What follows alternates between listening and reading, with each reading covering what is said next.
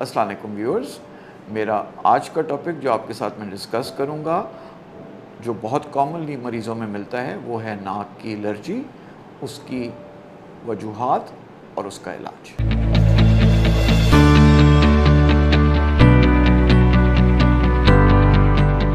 मेरा नाम professor doctor Ayub है। मैं एक ईएनटी स्पेशलिस्ट और ईएनटी सर्जन हूँ। पिछला 35 साल का मेरा इस फील्ड के अंदर एक्सपीरियंस है। आज का टॉपिक हम जो आपके साथ डिस्कस करेंगे वो है नाक की एलर्जी, उसकी वजूहात और उसका इलाज। नाक का एलर्जी बहुत कॉमन प्रॉब्लम है जो हमारे यहाँ पाया जाता है, स्पेशली उन जगहों में जहाँ पर पोल्यूशन लेवल बहुत ज़्यादा है, यानी ख़ास तौर पे लाहौर के अंदर पोल्यूशन का लेवल जो है वो बहुत ज़्यादा है, यहाँ पर एलर्जी बहुत मिलती है।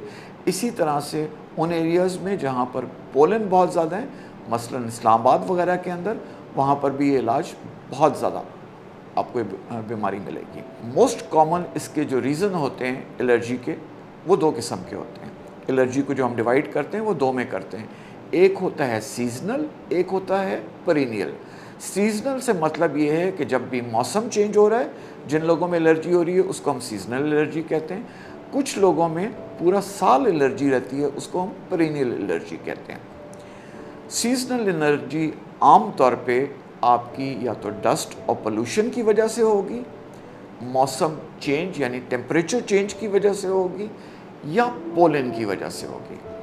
पेरिनियल एलर्जी जो है वो आम तौर के ऊपर हमारे घर के अंदर परिंदे, pets in the forms of बिल्ली या कुत्ता अगर आपके पास है, उनकी वजह से होती है। तो हमें सबसे पहले आइडेंटिफाई करने की इसमें ये ज़रूरत होती है कि आपको एलर्जी सीजनल है या पेरिनियल है और किस वजह से हो रही है। लगता है बाजार के खाने बहुत खाते हो। जी डॉक्टर साहब, मैं ये मेडिसिन प्रिस्क्राइब कर रहा हूँ, वो आप ले लेना। अब कोई भी मसला हो तो मरहम से डॉक्टर की ऑनलाइन कंसल्टेशन बुक करो, क्योंकि डॉक्टर से बात होगी अब घर पर। अब आइए एलर्जी के इलाज की तरफ। एलर्जी का इलाज के अंदर सबसे पहली चीज़ है प्रिवेंशन, यानी इसको रोकना। तो इसके अंदर जिन चीज़ों से आप आइडेंटिफाई करते हैं कि आपको एलर्जी हो रही है, आपको उनसे एक्सपोजर रोकना पड़ता है। यानी फ़र्ज़ करें अगर आपके पास पेट्स हैं, बिल्ली है या कुत्ता है, तो आपको निकालना पड़ेगा। अगर टेम्परेचर चेंज हो रहा है तो आपको दरमियाना टेम्परेचर रखना पड़ेगा, सडन टेम्परेचर चेंज को अवॉइड करना पड़ेगा। पोलन है तो आपको अंदर रखना पड़ेगा, घर से बाहर नहीं जाएंगे। इन सारी चीज़ों का ये पहली चीज़ आ जाती है एलर्जी की ट्रीटमेंट के लिए। इसके बाद आप आइए प्रिवेंशन के बाद जो प्रॉपर ट्रीटमेंट होती है, उसके अंदर दवाइयाँ होती हैं। इसके अंदर डिफरेंट स्टेप्स हैं। एलर्जी का जब आपने आइडेंटिफाई कर लिया तो सबसे पहले आपके ब्लड टेस्ट करके आपका एलर्जी लेवल देखा जाता है कि आपको एलर्जी माइल्ड चल रही है, मॉडरेट चल रही है या सवेयर, या उर्दू ज़बान में हल्की एलर्जी है, दरमियानी है या बहुत ज़्यादा है। ये इसके लिए एक तो ब्लड टेस्ट किया जाता है, सीरम आईजी जिसको कहते हैं। दूसरा इसके अंदर स्किन प्रिक टेस्ट किया जाता है, जिसके अंदर जिन चीज़ों से आपको एलर्जी होती है वो आपकी स्किन के ऊपर पैच को लगा देते हैं और टेस्ट कर लेते हैं कि किस चीज़ से एलर्जी। आमतौर पे एलर्जी मल्टीपल चीज़ों से होती है, जैसे मैंने आपको बताया। सबसे कॉमन इसके अंदर डस्ट और पोलन वगैरह है। अब इनकी ट्रीटमेंट की तरफ, माइल्ड एलर्जी के अंदर आमतौर पे आपको एंटीहिस्टामिन्स अगर आप दे दें तो बहुत अच्छा कंट्रोल हो जाता है।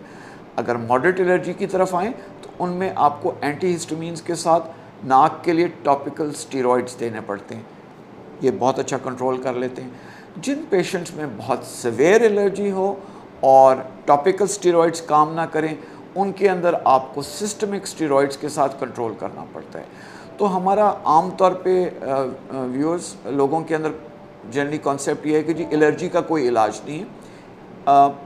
कुछ हद तक ये बात ठीक है इस तरह से कि एलर्जी का कोई मुकम्मल इलाज नहीं है कि आप एक गोली खा लें और आप हमेशा के लिए ठीक हो जाएं, लेकिन इलाज ज़रूर है, उसको कंट्रोल किया जा सकता है और सारी चीज़ जिस चीज़ के बारे में है आपकी क्वालिटी ऑफ लाइफ इम्प्रूव की जा सकती है। अस्सलाम वालेकुम व्यूअर्स, मैंने आज जो आपको बात की, अगर इसमें कोई भी आपको कन्फ्यूजन है, कोई सवाल आप पूछना चाहते हैं तो आप कमेंट्स में कर सकते हैं, या फिर मरहम के थ्रू आप मेरी क्लिनिक या ऑनलाइन की अपॉइंटमेंट ले सकते हैं।